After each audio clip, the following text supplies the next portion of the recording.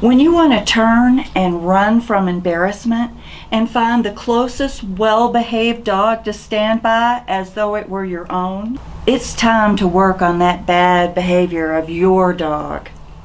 And owner participation is required here in order to own and enjoy a dog who exhibits savoir faire. Stay with me so you'll be in the know on this one. Are you interested in a small dog with big personality who's almost a non-shedder? How about a dog who is the perfect little companion you can take everywhere, lovable, adorable, cuddly, and loves you with all their little heart? Would you like to learn about the ShiChi breed from an owner's experience? Then this channel is for you. Hi, I'm Sandy, the creator of Cuddly Kaya. At the end of the day, your dog needs you for guidance when it comes to having good behavior. These are things you really need to pay attention to and learn because other people expect you to know all of these tips that I'm giving you. Whether you have acquired a puppy or you own an older dog, you need to be engaged and create trust with your dog so that they know to look to you for guidance as to how to behave. This can be fun and playful, and it's also a great bonding experience. Before I go any further into this video, I have to say, no matter how well trained your dog may be, they are very capable of doing something most unexpected. This doesn't mean you have failed as a pet parent.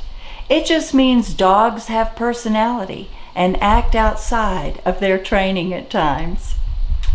About 8 years ago, when I had a very smart border collie named Sully, I had my most embarrassing moment. Someone was standing in our driveway having a conversation with me. Sully had been in the background observing us, and he slowly walked in our direction. I didn't think anything of it because I could trust Sully to be well behaved since I had poured my heart and soul into his training. As he approached my visitor, he hiked his leg and urinated all over his foot. I knew Sully so well, I had to contain uncontrolled laughter and apologize. You see, Sully had demonstrated he wasn't a fan and found the most unique way to communicate that to me. So if you have a new dog that you haven't trained, then you need to take baby steps. Take your dog out for a walk and make sure they have interaction with other dogs and people and find themselves in difficult social situations so that you can observe their behavior and see what needs to be tweaked. And I want to ask that you first spay and neuter your dogs. This, in my opinion, if you're not going to breed your dog, is a requirement because there are so many dogs out there with no home at all and need homes because there's been overbreeding and too many dogs and not enough people who want to invite a dog in their life. But aside from that, and the obvious of why you need to spay and neuter a dog, there are benefits that aren't so obvious.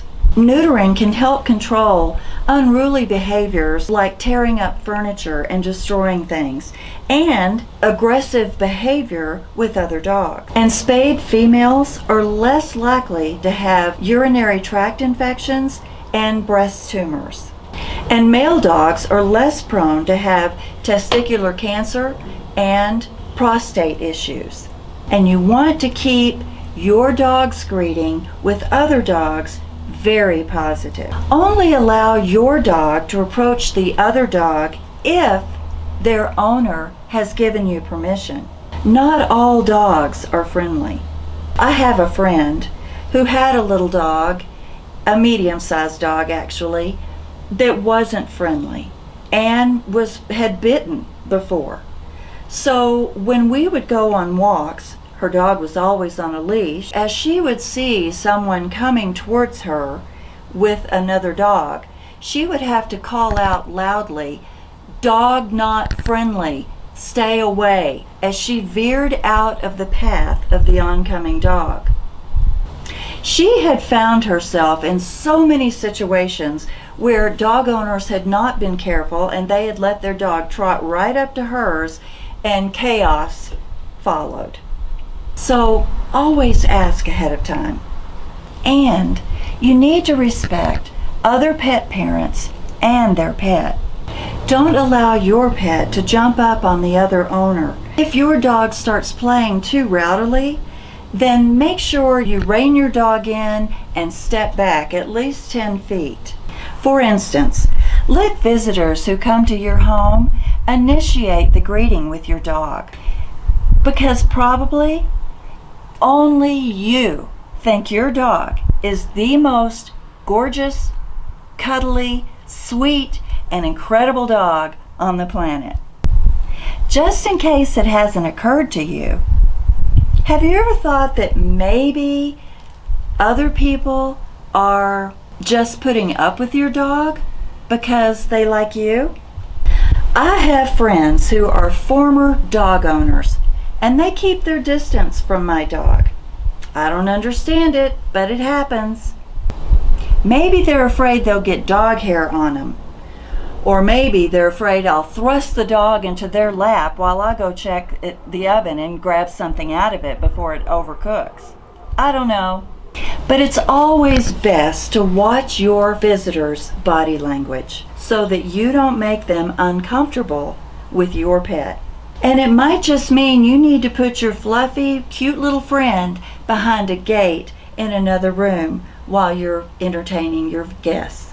Feed your pet and walk them before a big event, like having visitors or traveling perhaps. Dogs, like humans, are prone to getting hangry when their belly is empty. Use a retractable leash when you're giving your dog some exercise so that they have that feeling of freedom, but be ready to rein them in at any time. And please be careful around kids of all ages. Kids often run up to dogs thinking they're all friendly. Some kids are even fearful of dogs. I have 2 little nephews who are fearful of dogs.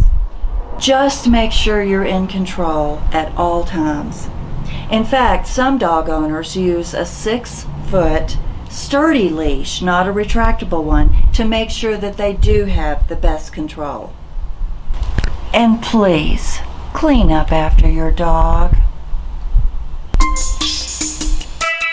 I have owned dogs for years, most of my life, and I'm always shocked when someone just chooses to ignore that their dog just pooped on my beautifully fertilized and watered green grass, or in my flower bed, or in the middle of a sidewalk.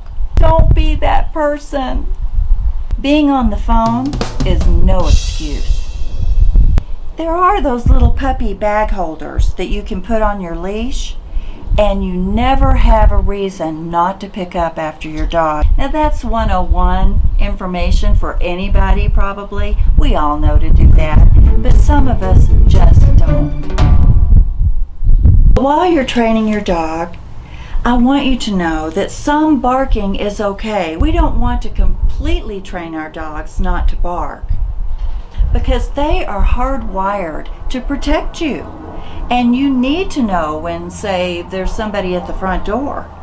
I had a big problem with Kaya when she was a young pup with barking. And you can watch this video to see exactly what I did to correct that. It was the only thing I could find that would work. I tried it all. I'm serious. So when someone comes to your door and your dog barks to let you know, all you need to do is train the no bark command, so that all you have to say is no bark, and they stop as soon as you say it. That is A-OK. Now, let's quickly talk about dog park etiquette. There are so many people who just think You go to the dog park and you open the gate, let your dog off the leash, zoom, off they go to play with all the other dogs. That isn't exactly how it works. First of all, dog park etiquette is to stay off your phone while you're at the dog park. I see so many people who get involved in a conversation and they forget that they came to let their dog play with other dogs, and they're not even watching what they're doing. And if the dog park is divided by size of dog, don't put your small dog on the side with the big dogs, even if your dog is unafraid of the big dogs. It's just not fair to those pet parents who have their big dogs together, and vice versa. And be ready to separate your dog from other dogs who are just being too rowdy. And if it's your dog who's playing too roughly, just be prepared to leash your dog up and have them sit beside you for a while, and give the dog your dog is terrorizing some time to calm down. And the number one rule, please do not bring toys or bones or treats to the dog park, because that alone can cause a fight among the dogs, and I've seen it happen. Lots of us have dogs to enjoy everyday things with us. We like to take them in the car, we like to take them maybe in a plane to travel with us, and that's great. But you need to be prepared in those situations and have a doggy bag with things your dog might need in it, like a potty pad, a water bowl or water bottle, medications. You certainly need proof of vaccinations, an extra leash in there, some of those pill pockets, because sometimes, especially on an airplane, you might need to give your dog a little bit of medicine to calm down if they haven't been on a plane very often. And lots of times when you want them to eat something, please eat this pill, it's difficult to get them to do so. So I always have those little peanut butter pill pockets, or whatever your flavor your dog enjoys. Always remember when traveling to read the rules before you go. Hotels, museums, parks who allow dogs all have their own rules. So familiarize yourself with those rules and know where the pet relief stations are before you go, so that you don't have a problem. And as always, I have some video here that you will enjoy, and thank you for watching. We appreciate each and every one of you, and I'll look forward to seeing you next time.